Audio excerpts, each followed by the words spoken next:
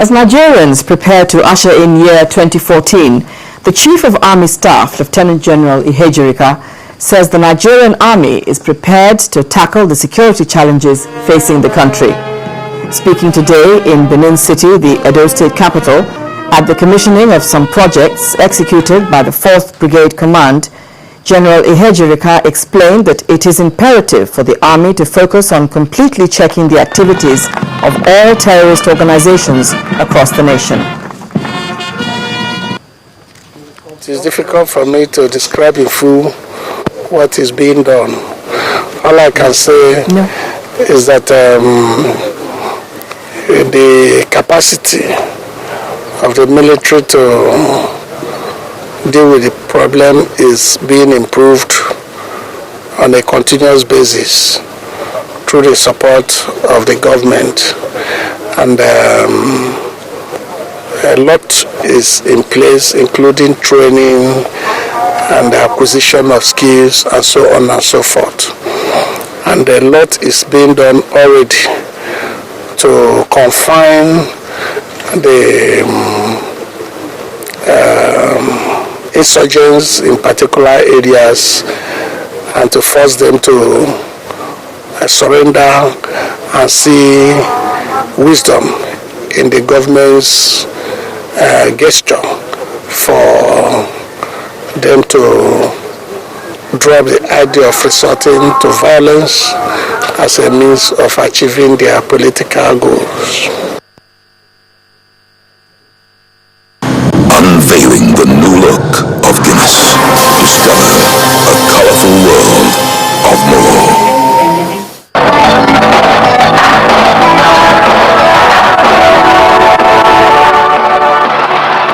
And now for the last sports bulletin of 2013, here's Olumide Macaulay. Thank you so much. Welcome to Sports News, and we begin with football. The Confederation of African Football, CAF, has announced the top 3 players for the 2013 African Player of the Year Award. The Ivorian pair of Yaya Toure and Didier Drogba make the final 3 for a second successive year, and will be joined by Nigerian international John Mikel Obi of Chelsea. In the African-based category, 2013 African Nations Cup hero Sunday Mba will battle Egyptian pair of Ahmed Fati and Mohamed Aboutrika for the award. Yaya Toure is the reigning African Footballer of the Year, while Mohamed Aboutrika is the current holder of the African-based Best Player title. The winner will be announced on the 9th of January 2014 at the Glow CAF Awards Gala to be held in Lagos, Nigeria. Arsenal manager Arsene Wenger says he's open-minded over whether his club will make any signings during the January transfer window, despite a mounting injury list and concern over main striker Olivier Giroud. Wenger is playing his cards close to his chest. Speaking ahead of the New Year's Day Premier League game against Cardiff, he's happy with the form of Giroud. Look, we are, as many clubs, certainly on alert. If something special turns up, we will not turn it down, but we are not as well desperate because we have a big depth in our squad, and we have shown that because our midfield, for example, at West Ham and at Newcastle was completely different. We changed 3 players and we still managed to have a very strong team. I believe you have to give him credit for one thing, that physically has coped with it until now in a remarkable way, and with a fantastic combative attitude, you know. And if we are out there, and I don't know, do we do something or not, but it's not to replace Olivier Giroud. We have a great confidence in Olivier Giroud. Now, French doctors treating 7-time Formula One champion Michael Schumacher for brain injuries sustained in a ski fall have revealed he's in a slightly better condition after an overnight operation, but remains fragile. Doctors treating him at a hospital said his condition had stabilized enough by late Monday to carry out a new operation to treat the effects of internal bleeding within Schumacher's skull.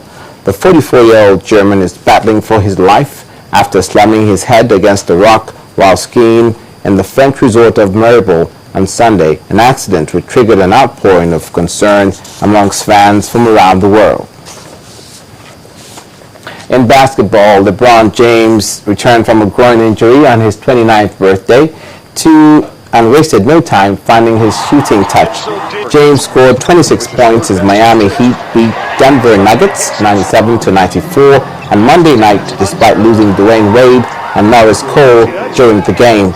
Chris Bosh had 17 points and Ray Allen 13 as Miami won for the 9th time in 11 games. Ty Lawson scored 26 points, lead the Nuggets who dropped their second straight game to Miami on the Pepsi Center after winning the previous 10. 14-9. Hamilton nails the triple. Off the heel, and nobody there for the Denver Nuggets. Pass underneath, and that's a hustle play. Oh my, Nuggets haven't played yet. Chandler on the run, nicely done. We'll say Chandler. Opposite, once you get in the post, it's open. Seems simple, doesn't it? As Ray Allen with a rare faded off the shot. Miami averages 104 per game. They have some firepower. Ray Allen. Finally, the United States government has warned its citizens attending the Winter Olympic Games in Russia in February to remain vigilant. The U.S. is concerned that Islamist militants may be preparing attacks aimed at disrupting the Games after a militant group issued explicit threats. 2 bombings in the Russian city of Volgograd over the last 2 days, one at the city's central railway station and another on a bus, killed dozens of people and raised anxiety about the safety of the Olympics. U.S. officials said they are in contact with the Russian authorities regarding security operations for the Games. And that's it on Sports News. The News at 10 continues now.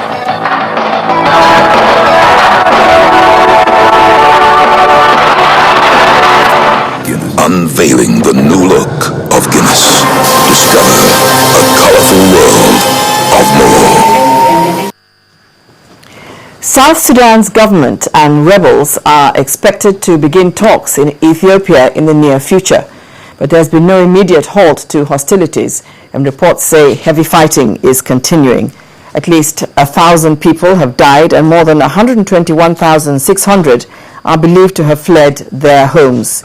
East African leaders have been leading mediation efforts to end the crisis. On Monday, Uganda's President Yoweri Museveni threatened the rebels with military action if they fail to agree to a ceasefire by the end of Tuesday and begin talks. But former Deputy President Riek Machar insists he will not order his troops to stop fighting before preliminary talks have taken place. As the United Nations deployed troops to South Sudan, the rebels have staged a mutiny in the country's oil capital, Malakal, and had regrouped for a reprisal again. Rebels were pushed out of the town on Friday, but youth and armed civilians are now being mobilized along with soldiers who were turned against the government's Sudan People's Liberation Army outside the town. Debris littered the streets of the town after looters had raided many of the shops while buildings smoldered and youths looked through what might be left.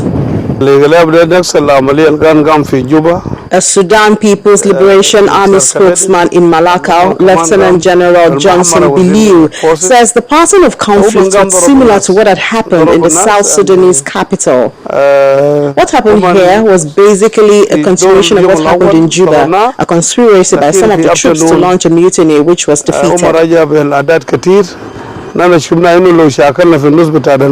They quickly organized themselves and had to retreat to avoid civilian casualties. We attacked their positions, but they are now reassembling again somewhere in the outskirts.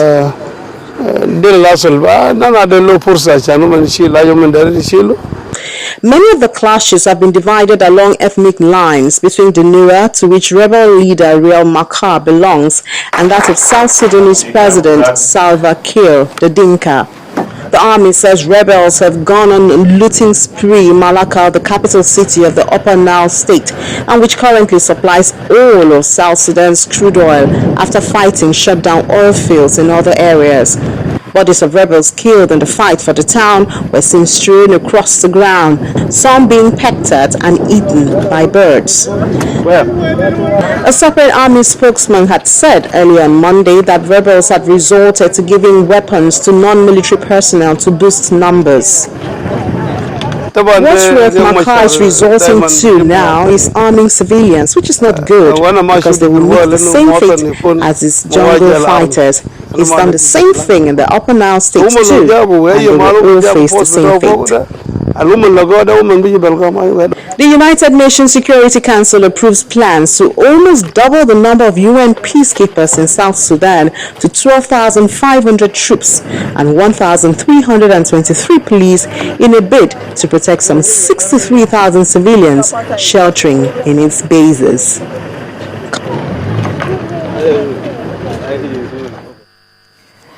And the main news again.